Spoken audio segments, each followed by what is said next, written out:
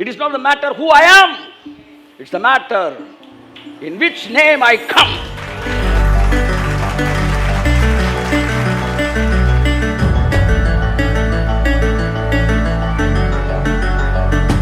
நீ ஈட்டியோடும் பட்டயத்தோடு வர்ற. ஏன்? உன் நம்பிக்கை அந்த பட்டயத்து மேல இருக்கு. ஆனா நான் நீ நிந்திச்ச பத்தியா அந்த இயேசுவின் அந்த நாமத்துல நான் வரேன்.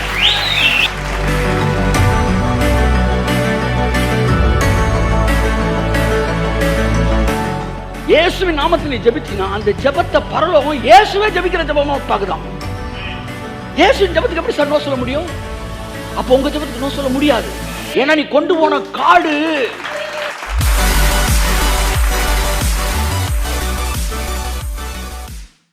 உங்க மத்தியில் பேச நான் விரும்புகிறேன். தேவனுடைய நாமத்திலே குடியேற்றுவது என்றால் என்ன? Living under the name of Jesus அப்படின்னா என்ன? இயேசுவின் நாமத்தில் வாழ்கிற வாழ்க்கை என்றால் என்ன என்பதை பற்றி நான் பேசினேன். பழைய ஏற்பாட்டிலே இருந்த எல்லாரும் தங்களுடைய நாமத்தின் கீழாகத்தான் வாழ்ந்தார்கள். They were identified by their own name. அவன் யாருன்னா அவன் யாரோ அதான் அவன் யாரு. புரியுதா உங்களுக்கு? ஒருத்தன் கூட தேவனுடைய நாமத்தின் கீழே வரல. அவன் தன்னுடைய நாமத்தில் தான் வந்தான். சிம்சோன் சிம்சோன்ற நாமத்தில் வரான். சாமுவேல் சாமுவேல்ன்ற நாமத்தில் வரான். சாலமன் சாலமன்ற நாமத்தில் வரான். நாமத்தில் வரான்னா என்ன அர்த்தம்? அவன் பேரில் வரான்னா அவன் கேரக்டரில் வரான்னு அர்த்தம். ஏனென்றால் நாமமும் குணமும் பிரிக்க முடியாதது. அவன் பெயர் இஸ்மவேல் எனப்படும். ஏனென்றால் அவன் துஷ்ட மனுஷனாய் இருப்பான். பேரை சொன்னாரு, அடுத்து கேரக்டர் சொல்லிட்டார். அவன் பெயர் சாலம் என்று அழைக்கப்படும். ஏனென்றால் அவன் மிகுந்த சாந்த குணமுடையவனாய் இருப்பான். அவருக்கு இயேசு என்று பெயரிடுவாயாக, ஏனெனில் அவர் தமது ஜனங்களின் பாவங்களை நீக்கி அவர்களை ரட்சிப்பார். பேரை சொல்லி சொல்லி கேரக்டர் சொல்றாரு.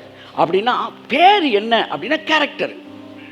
அப்ப பழைய ஏற்பாட்டுக்கும் புதிய ஏற்பாட்டுக்கும் இருக்கிற மிக பெரிய வித்தியாசம். இது எவ்வளவு இன்ஸ்பைரிங்காக அந்த மெசேஜ் இருக்குன்றதுக்கு நான் கேரண்டி கிடையாது. ஆனால் எவ்வளவு ஸ்ட்ராங் ட்ரூத்துன்றதுக்கு நான் கேரண்டி. காலையில் சொன்ன இந்த வருஷத்தில் நான் கொடுத்த செய்தியில் இந்த செய்தியை நான் பெரிய வெளிப்பாடாய் கருதுகிறேன் அப்படின்னு சொன்னேன்.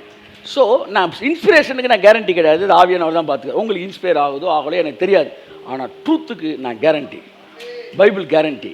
ஏன்னா கர்த்தர் என்ற சொன்னார், பழைய ஏற்பாட்டுக்கும் புதிய ஏற்பாட்டுக்கும் இருக்கிற மிகப்பெரிய வித்தியாசம் என்னன்னா, பழைய ஏற்பாட்டில் பிறந்த ஒவ்வொரு மனிதனும் அவன் தன்னுடைய நாமத்தின் கீழாகத்தான் நின்றான். பிதாவினிடத்தில் போகும்போது தன்னுடைய நாமத்தின் அடிப்படையில் தான் அவன் போனான். ஒன்றை வாங்கும்போது தன்னுடைய நாமத்தின் அடிப்படையில் தான் வாங்கினான். ஆனால் புதிய ஏற்பாடு என்பது ஒரு மனிதன் தன்னுடைய நாமத்தின் கீழ் வாழ்வதல்ல, அவன் இயேசு கிறிஸ்துவின் நாமத்தினாலே பிதாவினிடத்தில் கடந்து வருகிறான். அப்படின்னா பழைய ஏற்பாட்டில் உங்கள் பேரில் நீங்கள் வரும்போது உங்களுடைய நீதி தான் உங்கள் பேருக்கான வெயிட்டு. நீங்கள் எந்த பேரில் வரீங்களோ அந்த பேரில் இருக்கிற நீதியின் அடிப்படையில் தான் நீங்கள் டீல் பண்ணப்படுவீர்கள். அப்போ சிம்சோன் வரும்போது அவனுடைய நீதியின் அடிப்படையில் வரான். சாமுவேல் வரும்போது அவனுடைய நீதியின் அடிப்படையில் வரான். எல்லாம் அவன் பேரில் வரான், அவன் நீதியில் வரான். ஆனால் புதிய ஏற்பாடு என்பது நம்முடைய நீதியின் அடிப்படையில் அல்ல. நமக்கு ஒரு நாமம் கொடுக்கப்பட்டது, அந்த நாமத்தை பயன்படுத்துவதற்கான அதிகாரம் கொடுக்கப்பட்டது. ஆகவே அந்த நாமத்தை நாம் போகிறபடினால் அந்த நாமத்தில் என்ன நீதி இருக்கிறோ அந்த நீதியின் அடிப்படையிலே நமக்கு ஆசீர்வாதங்கள் கொடுக்கப்படுகிறது. So New Testament life is living under the name of Jesus, receiving in the name of Jesus, releasing in the name of Jesus. ரட்சிப்பு என்றாலே இனிமே நான் என் பேர்ல எதையுமே வாங்க மாட்டேன், என் பேர்ல எதையும் செய்ய மாட்டேன், எல்லாத்தையுமே இயேசுநாதர் பேர்ல தான் நான் வாங்க போறேன் என்று முடிவெடுத்து வாழ்கிற வாழ்க்கை தான் ரட்சிப்பு. ரட்சிப்பு என்பது இயேசுவை சொந்த ரட்சகராக ஏற்றுக்கொள்வது மட்டுமல்ல. தயவு செய்து ஒரு அதிர்ச்சியான உண்மையை உங்களுக்கு சொல்றேன். ரட்சிப்பு என்பது, ரட்சிப்புக்கான ஒரு நியூ டெஃபினிஷன் உங்களுக்கு தரேன். ரட்சிப்பு என்பது it is not just accepting Jesus Christ as your personal savior. அது ஒரு பகுதி தான். முழு வசனம் அப்படி சொல்லல. நீ அவரை ஏற்றுக்கொள்கிறவர்கள் எத்தனை பேரோ அத்தனை பேரும் பிள்ளைகளாக முடியும் சொல்லல. அவருடைய நாமத்தின் மேல் விசுவாசம் உள்ளவர்களாய், இனிமே என் பேர்ல எதையுமே நான் வாங்க மாட்டேன், எல்லாமே அவருடைய பேரில் தான் நான் வாங்க போகிறேன். ஏன்னா என் பேரில் இருக்கிற நீதி அல்ல, இனிமே நான் அவர் பேரில் இருக்கிற நீதியெல்லாம் வாழ போகிறேன் அப்படின்ற ஒரு முடிவை நம்ம எடுக்கிறோம் பார்த்தீங்களா? அதுதான் கிறிஸ்தவ வாழ்க்கை ஸ்டார்ட் ஆகுது. பாருங்க, சில ரதங்களை குறித்தும் 20ஆம் அதிகாரம் எப்படி தொடங்குறாரு, அங்கேருந்து நான் வரேன், அப்படியே மைல்டாக வந்துட்டு அப்படியே வந்து யோவான் 1:12 வந்துட்டு அப்படியே அப்போஸ்தலர் வந்து லைட்டாக முடிச்சிடறேன். ஒரு 20 மினிட்ஸ்க்குள்ளே I want to wind up my message. வாசிங்க 20:1.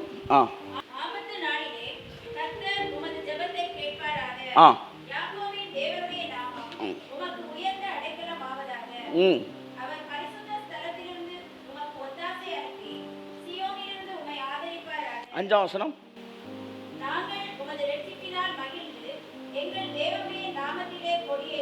1ஆம் வசனம் சொல்லுகிறது. திரும்ப வாசிங்க 1.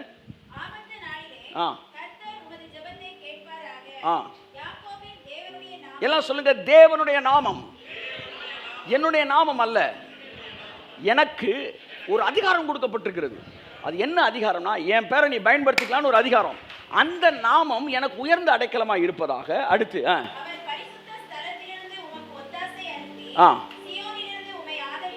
ஓகே, 5ஆம் வசனம்.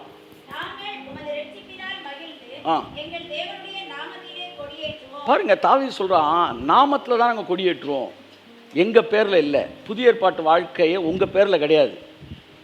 இப்போ நீ ஏன் தெரியுமா சில நேரம் உற்சாகமாக இருக்கீங்க, சில டல்லாக இருக்கீங்க? நீங்கள் யாருன்னே நினச்சிட்டு உட்காந்துருக்கிறீங்க. இப்போ உங்கள் வாழ்க்கை நீங்கள் யாருன்றதே கிடையாது. புதிய ஏற்பாட்டு வாழ்க்கைக்கு உங்கள் பேருக்கும் சம்பந்தமே கிடையாது. அதனால தான் ரொம்ப அழகாக சொல்கிறார் பவுல், இனி நானே அல்ல, கிறிஸ்துவே என்னில் ஜீவிக்கிறார். ஒரு விஷயத்தை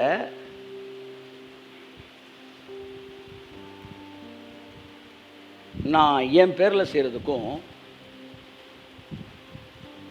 அந்த விஷயத்தை செய்கிறதுக்கு வல்லமையான ஒருத்தருடைய பேரில் செய்கிறதுக்கும் நிறையா வித்தியாசம் இருக்குது. நான் சில விஷயங்களை மட்டும் உங்கள்கிட்ட பேசி நான் முடிக்கிறேன். அந்த 20:1 சொல்லுது, ஆபத்து நாட்கள் யாக்கோபு தேவனுடைய நாமம் உனக்கு உயர்ந்த அடைக்கலமாக இருக்கட்டும். 5 சொல்லுது, அவருடைய நாமத்தில் கொடியேற்றுவோம். அடுத்து கடைசி வசனத்துக்கு முந்தின வசனம் சொல்லுது, வாசிங்க. சிலர் ரதங்களை குறித்தும் சிலர் குதிரைகளை குறித்தும் மேன்மை பாராட்டுவார்கள். எப்போ நீங்கள் மேன்மை பாராட்டுவீங்க சொல்லுங்கள்? எப்போ நீங்கள் மேன்மை பாராட்டுவீங்க? அதாவது எது உங்களுக்கான ஸ்ட்ரென்த்தோ அதைத்தான் நீங்கள் மேன்மை பாராட்டுவீங்க. ஒரு பிஸ்னஸ் உங்களுக்கு நல்லா பணம் கொடுத்துச்சுன்னா அது உங்கள் ஸ்ட்ரென்த்து, நீங்கள் மேன்மை பாராட்டுவீங்க. ஒரு கிஃப்ட் உங்களுக்கு இருந்துச்சுன்னா அதை குறித்து நீங்கள் மேன்மை பாராட்டுவீங்க. அல்ல ஒரு ஸ்கில் உங்கள்கிட்ட இருந்துச்சுன்னா அதை குறித்து நீங்கள் மேன்மை பாராட்டுவீங்க. இந்த விஷயம் நல்லா போகுது சார் அப்படின்னு. அப்போ எது நம்முடைய ஸ்ட்ரென்த்தோ அதைத்தான் மேன்மை பாராட்டும். அதுதான் சிலர் ரதங்களை குறித்து மேன்மை பாராட்டினார்கள், சிலர் குதிரைகளை குறித்து மேன்மை பாராட்டினார்கள், சிலர் உபவாசத்தை குறித்து மேன்மை பாராட்டுகிறார்கள், சிலர் தங்கள் தியாகத்தை குறித்து மேன்மை பாராட்டுகிறார்கள். இது எல்லாமே நல்லா பாருங்க, அதுதான் உங்களுடைய ஸ்ட்ரென்த்து. அதனால் அதில் மேன்மை பாராட்டுறாங்க. ஆனால் தாவீது சொல்கிறாரு, சிலர் ரதத்தை மேன்மை பாராட்டுறாயா, சிலர் குதிரையை மேன்மை பாராட்டுறான், சிலர் ஃபாஸ்டிங்கை மேன்மை பாராட்டுறான், சிலர் செல்ஃப் சாக்ரிஃபைஸை மேன்மை பாராட்டுறான். ஆனால் நாங்களோ எங்கள் தேவனாகிய கர்த்தருடைய நாமத்தை குறித்து மேன்மை பாராட்டுறோம். ஸோ நேமுக்கு பின்னாடி நீங்கள் இருந்தீங்கன்னா அந்த அந்த ஆளுக்கு பின்னாடியே இருக்கிற மாதிரி, அந்த நேமை நீங்கள் பயன்படுத்தினீங்கன்னா அந்த ஆளே அதை செய்கிற மாதிரி. ஸோ ஒரு நாமம் என்பது நீங்கள் அந்த நாமத்தில் இணையும் போது நல்லா கவனிங்க, அந்த நாமத்துக்கு என்ன பவர் இருக்கோ அந்த பவர் உங்களுக்கு வந்துடுது. நல்லா புரியுதா உங்களுக்கு? ஒரு சிஎம் லெட்டரோடு நீங்கள் போகும்போது, அந்த சிஎம் லெட்டரை போய் நீங்கள் கொடுக்கும்போது, ஒரு சிஎம்க்கு என்ன அங்கே முக்கியத்துவம் கொடுக்கப்படுகிறதோ அதே முக்கியத்துவம் அவருடைய நாமத்தில் போகிற உங்களுக்கு என்ன செய்யப்படுகிறது? கொடுக்கப்படுகிறது. ஸோ நீங்கள் கேட்குற ஒரு விஷயத்துக்கு அவர் பதில் தராருன்னா உங்கள் பேருக்கு அவர் பதில் தரலை, நீங்கள் கொண்டு போன பேருக்கு தான் பதில் தராரு. நல்லா கவனிங்க, உங்கள் பயோடேட்டாவே அவன் பார்க்கல, உங்கள் ரெக்கமெண்டேஷன் லெட்டரை தான் அவன் பார்க்குறான். ஸோ ரெக்கமெண்டேஷன் லெட்டரை பார்த்து தான் பயோடேட்டா பார்க்குறான். அப்போ ரெக்கமெண்டேஷன் லெட்ரு சிஎம் எழுதி கொடுத்துருக்குறாங்க, உங்களுக்கு ஒரு மேனேஜர் போஸ்ட்டு போட்டு தரணுன்ட்டு. நீங்கள் போய் அந்த லெட்டரோடு போய் நிற்கிறீங்க பாருங்க. இதான் காட்ஸ் நேமில் ஜீசஸ் நேமில் நீங்கள் போய் பிதாட்ட ஜெபம் பண்ணுறது. போய் அந்த லெட்டரையும் இதையும் வச்சு நீங்கள் கொடுக்குறீங்க, பயோடேட்டா வச்சு கொடுக்குறீங்க. அந்த லெட்டரை பார்த்தா இவருக்கு வந்திருக்கிறவருக்கு உன்னுடைய இந்த ஃபேக்ட்ரியில் மேனேஜர் சீஃப் ஒரு போஸ்ட் ஒன்று மேனேஜர் போஸ்ட் போட்டு கொடு அப்படின்ட்டுருக்கு. அவரெல்லாம் பார்த்துட்டு, ஆமாம் இந்த மாதிரி எழுதி கொடுத்துருக்குறாங்க, நான் இந்த பேப்பரை என்ன செய்ய முடியாது, ரெக்கமெண்டேஷன் லெட்டரை மதிக்காமல் இருக்க முடியாது. அதனால் உங்களுக்கு கட்டாயம் என்னுடைய ஃபேக்ட்ரியில் ஒரு கிளரிக்கல் போஸ்ட்டு போட்டு தரேன் அப்படின்றார். ஆனால் அம்மா என்ன எழுதி கொடுத்தாங்க, சிஎம்மு மேனேஜர் போஸ்ட் எழுதி கொடுத்தாங்க. ஆனால் இவர் என்ன கொடுத்தாரு? ஸோ என்ன போஸ்ட்டுக்கு ரெக்கமெண்டேஷன் லெட்டர் கொடுக்கப்பட்டது? Manager post. ஆனால் அவர் என்ன கொடுத்தாரு? Clerical post. ஏதாச்சும் ஒரு சூப்பர்வைசர் ஏதோ ஒரு போஸ்ட்டு கொடுத்துட்டாங்க. நீங்கள் ஒரு வேலையே இல்லாமல் போன நீங்கள் சந்தோஷப்படலாம், ஏதோ வந்ததுக்கு நமக்கு ஒரு வேலை கிடச்சிச்சா அப்படின்னு சந்தோஷப்படலாம். இப்போ உங்களுக்கு சந்தோஷம் இருக்குது, ஆனால் நிறைவாக இருக்கா? இல்லை. சந்தோஷம் இருக்குது, ஆனால் குறைவாக இருக்குது. சும்மா இருந்ததுக்கு ஒரு வேலை, நீங்கள் காம்ப்ரமைஸ் ஆகலாம். ஆனால் லெட்ரு கொடுத்து விட்டார் பார் ஒருத்தர், அவர் காம்ப்ரமைஸ் ஆக மாட்டார். ஏன்னா அது உங்களுக்கு கொடுக்கப்பட்ட அவமரியாதை அல்ல, அவருடைய பேருக்கு கொடுக்கப்பட்ட அவமரியாதை. அப்படின்னா என்னன்னா, அந்த பேரில் நான் ஒன்று கேட்டேன்னா நான் என்ன கேட்டனோ அதை குறைக்காம தரணும். அதுதான் அந்த பேருக்கு அந்த கம்பெனி கொடுக்கிற மரியாதை. இதைத்தான் இயேசு சொன்னார், இதுவரைக்கும் என் நாமத்தில் ஒருவரும் ஒன்றையும் கேட்கவில்லை. அவன் பேர்ல தான் பிதாட்ட வந்து நின்னான். ஆனா நான் உங்களுக்கு சொல்றேன், என் நாமத்தில் நீங்க எதை கேட்டுக்கொள்வீர்களோ அதை பிதா உங்களுக்கு தந்தருள்வார். கேளுங்கள். இப்பதான் சொல்றார், உங்கள் சந்தோஷம் நிறைவாய் இருக்கும்படி பெற்றுக்கொள்வீர்கள். So in the name of Jesus அப்படின்ற இயேசுவின் பேரில் நீங்கள் ஒன்று கேட்கும்போது நீங்கள் கேட்குறத பெற்றுக்கொள்வீங்கல்ல, கேட்குறத முழுசாக பெற்றுக்கொள்வீர்கள். ஏனென்றால் திரும்ப நான் வரேன், பெயருக்கு பின்பாக அந்த நபருடைய வாழ்க்கை இருக்கிறது. ஸோ ஓல்ட் டெஸ்டமெண்ட் ஃபுல்லாக அவன் தன்னுடைய சொந்த இதில் தான் இருந்தான், நாமத்தில் தான் வந்தான். புதிய ஏற்பாடு டோட்டலாக சொந்த நாமத்தில் வாழ்கிற வாழ்க்கையே கிடையாது. நீங்கள் நிறையா மேட்ரு நீங்கள் கேட்குறீங்க, நிறையா மேட்ரை கேட்கவே மாட்டேன்றீங்க. ஏன் தெரியுமா? நம்மளாம் அதுக்கு தகுதி இல்லைடா அப்படின்னு. அப்போ உங்களுடைய ஜெபம் எல்லாம் இப்போ எதில் தான் இணைச்சிருக்கிறீங்க? நீங்கள் உங்கள் பேரில் தான் இணைச்சிருக்கிறீங்க. அதுதான் பிரச்சனையே. நீங்கள் வாங்குறத உங்கள் பேருக்கு தான், உங்கள் பேரை சொல்லி தான் கிடைக்க போகுதுன்னு நினைக்கிறீங்க, உங்கள் வாழ்க்கையை பார்த்து தான் கிடைக்க போகுதுன்னு நினைக்கிறீங்க. ஆனால் உங்களுக்கு தர்ற எதையுமே தேவன் உங்கள் வாழ்க்கையை பார்த்து தரல, நீங்கள் சொல்கிற பேருக்காகத்தான் அவர் உங்களுக்கு தராரு. அதனால தான் நீங்கள் ரட்சிக்கப்படும் போது பைபிள் என்ன சொல்கிறான், அவருடைய நாமத்தில் விசுவாசம் உள்ளவர்களாய் இனிமே என் வாழ்க்கையில் எல்லாமே அவர் பேரில் தான் நான் வாங்க போகிறேன், என் பேரில் இல்லை. எனக்கு இனி எது நடந்தாலும் அவர் நாமத்தின் அடிப்படையில் தான் எனக்கு அந்த நல்ல விஷயங்கள் நடக்க போகுது என்கிற மனநிலைக்குள் நீங்கள் கடந்து வரீர்கள் அல்லவா? அதுதான் புதிய ஏற்பாட்டு கிறிஸ்துவ வாழ்க்கை. ஒரு இன்சிடென்ட்டை நான் சொல்லி முடிக்கிறேன். பேதுரு இயேசுவை மறுதளிச்சிட்டார். மறுதளித்து ஒரு 50 days ஆச்சு, 50 நாள் இருக்கும். மறுதளிச்சு ரொம்ப நாள்லாம் இல்லை, ஒரு 50 நாள். 50 நாளைக்கு முன்னாடி இயேசுவை யாருன்னே எனக்கு தெரியாதுன்னு சொல்லி 3 முறை மறுதளித்திருக்கிறார். அதற்கு பிறகு இயேசு வராரு, மறுபடியும் அவரை இது பண்ணுறாரு, ரிசரக்ட் அவனை திரும்ப ரிவைவ் பண்ணி திரும்ப அவனை போஸ்ட்டில் வைக்கிறாரு. திரும்ப 50 நாளுக்குள்ளே அடுத்த ஒரு சம்பவம் நடக்குது. அவர் ஆலயத்துக்கு போகிறாரு. போகும்போது ஒருத்தன் பிச்சை எடுத்துக்கிட்டு இருக்கான். அவன் அவர் எழுத்தில் ஏதாவது கிடைக்குமான்னு பார்க்குறான். உடனே அவனை பார்த்து சொல்கிறாரு, வெள்ளியும் பொண்ணும் என்னிடத்திலே இல்லை. ஒரு 50 நாளைக்கு முன்னாடி நான் என்னுடைய குருவே என்ன செஞ்சுருக்கேன், மறுதளிச்சிருக்கிறேன். அதுதான் காலையில் சொன்னேன். அவன் 2 ATM கார்டு வச்சுருந்தான். ஒரு ATM கார்டு அவனோட சொந்த ATM கார்டு. அதை எடுத்து காட்டுறான், இதில் ஒன்றுமே இல்லை, இதை போட்டு கிழிச்சா ஒன்றும் வராது, ஏன்னா இதில் எதுவுமே இல்லை. இப்போ ஒரு நிமிஷம் இரு அப்படின்னு சொல்லிட்டு இந்த ATM கார்டை வச்சுட்டு இன்னொரு ATM கார்டு எடுக்கிறான். அது இயேசுநாதரோட அக்கௌண்ட்டில் இருக்கிற ATM கார்டு. அந்த கார்டை பயன்படுத்துறதுக்கான அதிகாரத்தை தேவன் தம்முடைய பிள்ளைகளுக்கு கொடுத்துருக்கிறார். இப்போ சொல்கிறான் அவன், பேதுருவாகி என்னுடைய நாமத்தில் எனக்கு ஒன்றும் தர முடியாது. ஏன்னா பேதுரு யாருன்னா 50 நாளைக்கு முன்னாடி குருவே மறுதளிச்சவன். இப்போ நான் வேற ஒன்று உனக்கு தரேன், இயேசு கிறிஸ்துவின் நாமத்தினாலே நீ எழுந்து நட அப்படின்றான். அவன் எழுந்திரிச்சு நடந்துட்டான். முதல் நூற்றாண்டு கிறிஸ்தவர்கள், முதல் நூற்றாண்டு ஊழியர்கள், அப்போஸ்தலர்கள் நாமத்திலே ஒன்றை வாங்குவதுன்னா என்னன்றதை தெளிவாக தெரிஞ்சு வச்சுருந்தாங்க. அவங்க வாங்கினதெல்லாம் அவங்க சொந்த நாமத்தில் கிடையாது. சொந்த நாமத்தில் கிடையாதுன்னா என்ன அர்த்தம்? சொந்த நீதியில் கிடையாது. அவங்க வாங்கின எந்த பதிலுக்கும் அவங்க வாழ்க்கைக்கு சம்பந்தமே கிடையாது. திரும்ப நல்லா தெரிஞ்சுக்காங்க. அவன் வாங்கின எல்லாம் இயேசு நாமத்தில் வாங்கினான். அவன் கொடுத்தது எல்லாம் இயேசு நாமத்தில் கொடுத்தான். அவன் துரத்துனதெல்லாம் இயேசு நாமத்தில் துரத்துனான். பாருங்க, ஒரு பிசாசை துரத்துறப்போ அவன் நாமத்தில் அவன் துரத்தலை, இயேசுவின் நாமத்தில் அப்படின்னு சொல்லி தான் துரத்துனான். ஸோ எல்லாமே அவங்க வாழ்க்கையில் இயேசுவின் நாமத்தின் கீழே வாழ்வது, அதாவது அவருடைய நீதியில் எல்லாத்தையும் வாங்குறது, அவருடைய நீதியிலே வாழ்க்கையை கழிப்பது. அப்படி ஒரு முடிவெடுக்கிறீங்க பாருங்க, அதுக்கு பேர் தான் ரட்சிப்பு. அதுக்கு பேர் தான் ரட்சிப்பு. இனிமேல் நான் என்னுடைய நாமத்தில் அல்ல, இயேசுவின் நாமத்தில் நான் வாழப் போகிறேன் என்கிற முடிவெடுப்பதே ரட்சிப்பு. ரட்சிப்பு என்பது அவரை சொந்த ரட்சகராய் ஏற்றுக்கொள்வது மட்டுமல்ல, அவருடைய நாமத்தின் மேல் விசுவாசம் உடையவனாய், இனிமே எனக்கு எல்லாத்தையும் பரலோகம் தடையின்றி தரப்போறது அவருடைய நாமத்திலே நான் சார்ந்து கொள்வதுதான். ஸோ அந்த நாமத்தை பயன்படுத்தி தான் சீசர்கள் அற்புதம் செய்தார்கள். இங்கே ஒரு பெரிய கன்ஃபியூஷன். நமக்கு என்ன சொல்லி கொடுத்தாங்கன்னா, இயேசுவை ஏற்றுக்கொள்ளணும், திரும்ப நம்ம சொந்த நாமத்திலே வாழணும். இதுதான் சார் இப்போ நடந்துக்கிட்டு இருக்கு.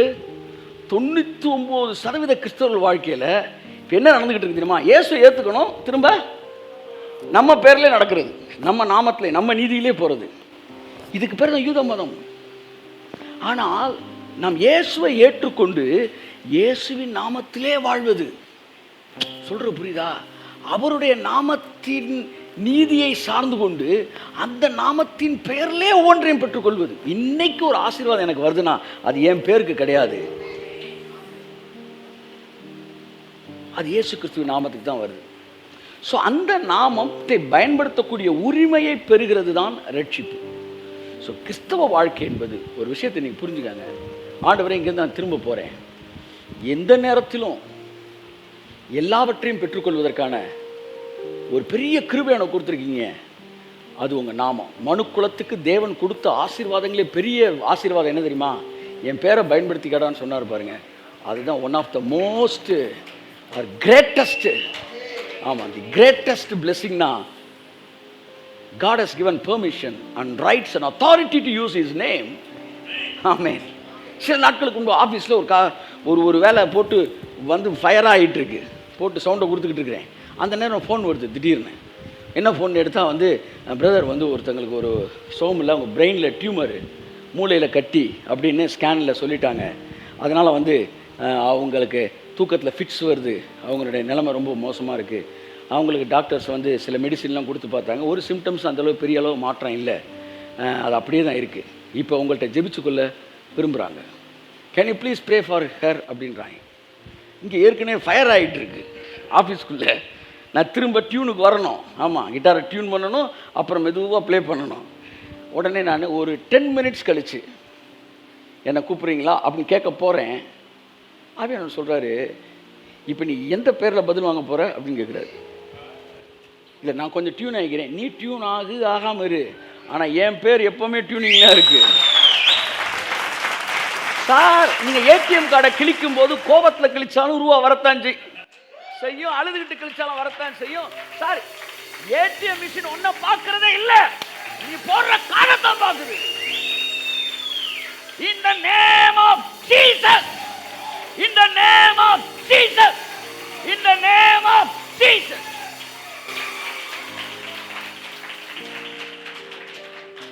நீ டவுசரை போட்டுட்டு போ, இல்லை கையிலே கட்டிட்டு போ. மிஷின் உன் டவுசரையும் பார்க்காது, வந்து கையிலே கட்டிருக்கியான்னு பார்க்காது, அது கார்டைத்தான் பார்க்கும். நீ ஃபுல் கோட் சூட்டோட போய் கார்டு இல்லாமல் இருந்து விசிட்டிங் கார்டை உள்ளே விட்டுட்டு இருந்தீங்கன்னா அமைதியாக போறியா, அப்போ சப்புன்னு கொடுத்துருவானுங்க. It is not the matter who I am, it's the matter in which name I come.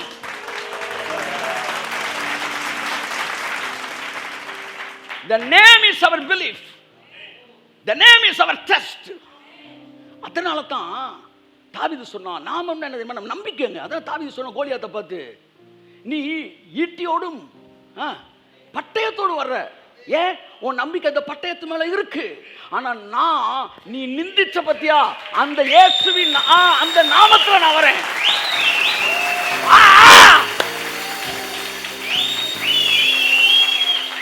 Goliath பட்டயத்தோடு வந்தான். ஏன் வந்தான்? அவன் பட்டயத்தை நம்பினான்.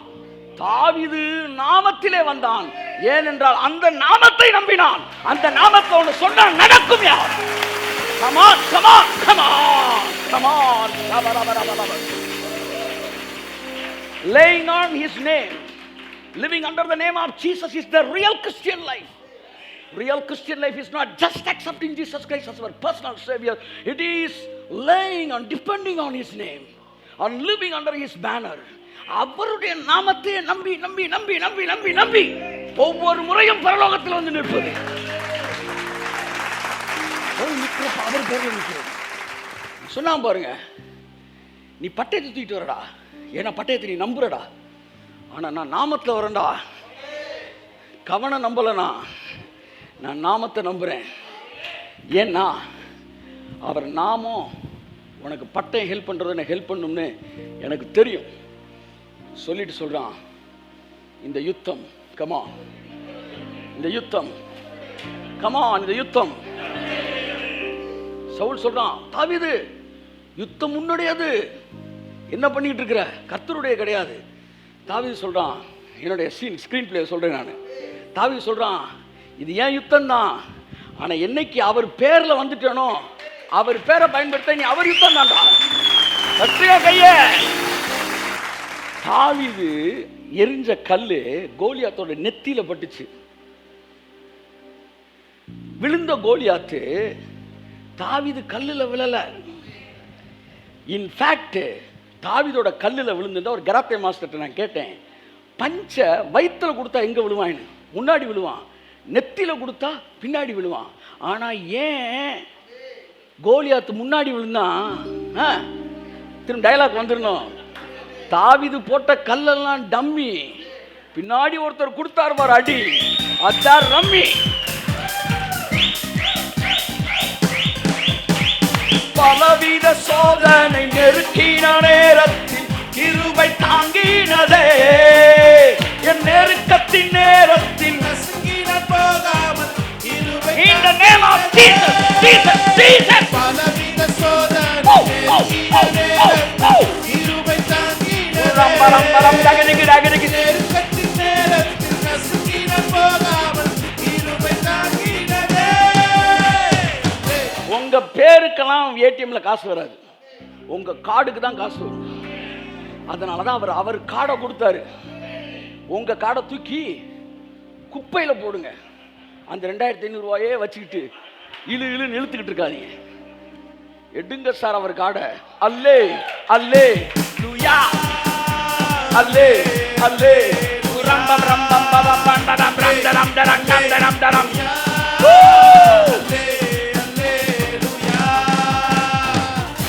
இப்போ என்ன உன் பேரில் ஜெபிக்க போறியா, என் பேரில் ஜெபிக்க போறியான்னு கேட்டார்.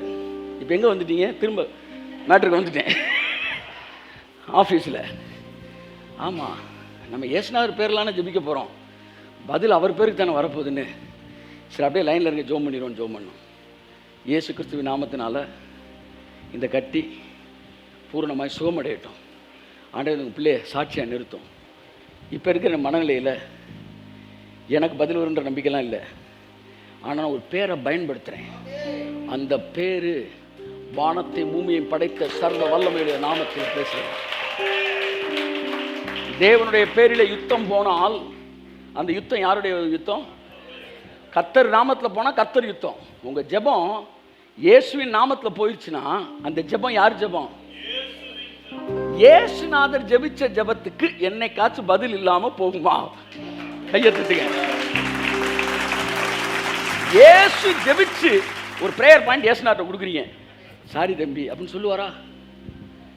சார் நீங்கள் கூட விட்டுருங்க சார்னு சொல்லுவீங்க. அவர் சொல்லுவார், விட மாட்டேன், விட மாட்டேன், நான் வந்து பிள்ளையை சுகப்படுத்துவேன்னாரு.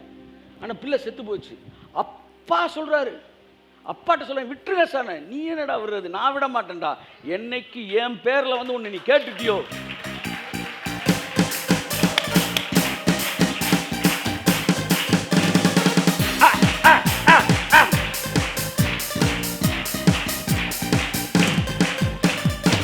பயப்படாதே, விசுவாசம் உள்ளவனாயிரு. அந்த நாமம் எப்படி பாருங்க, உங்களுக்கு ஒன்று அவர் பேர் அவர்கிட்ட போய் நீங்கள் சொல்லிட்டீங்கன்னா அது நடந்தே ஆகும். ஏன்னா இயேசு ஜெபிச்சு பரலோகம் உலக சரித்திரத்தில் நோ சொன்னதே இல்லை. ஒண்ணே ஒன்று, சிலுவையில் அவர் ஜெபிச்ச ஜெபம், அந்த நேரம் என்னை விட்டு நீங்க வேண்டும் ஜெபிச்சார். அதுக்கு மட்டும் பதில் கிடைக்கல. ஏன்? அதுதான் விஷயமே. ஏன் அதுக்கு பதில் கிடைக்கலன்னா, நம்ம பண்ற எல்லா ஜெபத்துக்கும் பதில் கிடைக்கணுன்றதுக்காக அவருடைய அந்த ஜெபத்துக்கு பதில் இல்லாமல் போனது. நல்லா கவனிங்க. சிலுவையில் ஏன் என்னை கைவிட்டு என்ன, நான் உன்னை ஜெபிச்சேனே, அந்த மணி நேரம் என்னை விட்டு நீங்கட்டும் ஜெபிச்சேனே, என் வாழ்க்கையில ஒரு நாள் நீங்க என் ஜெபத்துக்கு பதில் கொடுக்காம இருந்தது இல்லையே. ஏன் இந்த ஜெபத்துக்கு நீங்க பதில் கொடுக்கல? ஏன் என்னை கைவிட்டீர்? ஏன் இந்த பிரேயர் பாயிண்ட் பதில் வரல? அந்த நிமிஷம் அங்க இயேசு இல்ல, அந்த நிமிஷம் நான் தாங்க இருந்தேன். அங்கு பதில் கிடைக்காமல் போனதுக்கு காரணம், அங்கு நான் இயேசுவிடத்தில் போனேன். அந்த நிமிடத்தில் தான் இயேசு எனக்குள்